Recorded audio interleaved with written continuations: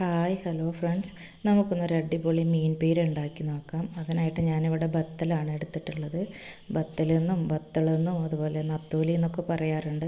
നിങ്ങളുടെ നാട്ടിൽ ഇതിനെന്താ പറയാമെന്നൊന്ന് കമൻറ്റ് ചെയ്യണേ. അങ്ങനെ മീനെല്ലാം നന്നാക്കി കഴുകി വൃത്തിയാക്കി വെച്ചിട്ടുണ്ട്. ഇനി നമുക്കിതിലേക്ക് എരിവിനാവശ്യമായിട്ടുള്ള പച്ചമുളക്, ഇഞ്ചി, വെളുത്തുള്ളി, ഒരു 1/2 ടീസ്പൂൺ പെരിഞ്ചീരകം കൂടെ ചേർക്കുന്നുണ്ട്. ഇത് നമുക്കൊരു മിക്സിയുടെ ജാറിലിട്ട് കൊടുത്തിട്ട് ഒന്ന് ചതച്ചെടുക്കാം. ഈ ഒരു പരുവത്തിലായിരിക്കണം അത് ചതച്ചെടുക്കേണ്ടത്. മീൻ പീരയുടെ ഹൈലൈറ്റ് എന്ന് വെച്ചാൽ തേങ്ങയാണ്. അപ്പോൾ ഞാൻ സെയിം ജാറിലേക്ക് തന്നെ പീരയിലേക്ക് ആവശ്യമായിട്ടുള്ള തേങ്ങ ഇട്ട് കൊടുത്തു. 1/2 ടീസ്പൂൺ മഞ്ഞൾപ്പൊടിയും 2 തണ്ട് കറിവേപ്പില കൂടെ ചേർത്തിട്ടൊന്ന് ചതച്ചെടുത്തിട്ടുണ്ട്. ഇനി നമുക്ക് ഈ ചതച്ച് വെച്ചിട്ടുള്ള കൂട്ടുകളെല്ലാം നന്നാക്കി വെച്ചിട്ടുള്ള മീനിലേക്ക് ചേർത്ത് കൊടുക്കാം. പാകത്തിന് ഉപ്പ് കൂടെ ചേർത്ത് കൊടുത്തിട്ടുണ്ട്. ഇനി നമുക്കിതിലേക്ക് പുളിക്ക് ആവശ്യമായിട്ട് ഞാൻ വാളൻപുളിയാണ് എടുക്കുന്നത്.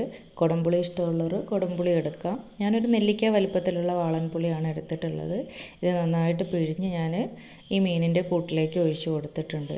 ഇനി കൈ വെച്ച് തന്നെ നന്നായിട്ട് ഇതൊന്ന് തിരുമ്മി യോജിപ്പിച്ച് കൊടുക്കണം. അപ്പം നമ്മുടെ മീൻ പീരയുടെ കൂട്ട് ഇവിടെ സെറ്റായിട്ടുണ്ട്. ഇനി നമുക്കിത് നേരെ അടുപ്പിലേക്ക് വയ്ക്കാം. ഇടയ്ക്കിടയ്ക്ക് സ്പൂൺ വെച്ചൊന്നും ഇളക്കി കൊടുക്കരുത്, മീനാകെ ഉടഞ്ഞു പോവും. അപ്പോൾ നന്നായിട്ട് തിളയൊക്കെ വന്നിട്ടുണ്ട്. ഇനി നമുക്കിതിലേക്ക് ഒരു 2 തണ്ട് കറിവേപ്പില കൂടെ ഇട്ട് കൊടുക്കാം. ഇടയ്ക്കൊന്ന് ചട്ടി എടുത്തൊന്ന് ചുറ്റിച്ച് കൊടുക്കണേ, അടി പിടിക്കാതിരിക്കാൻ.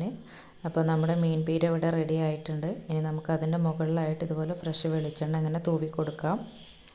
അപ്പോൾ നമ്മൾ അടിപൊളി മീൻ പീര ഇവിടെ റെഡി ആയിട്ടുണ്ട്. Okay, thank you.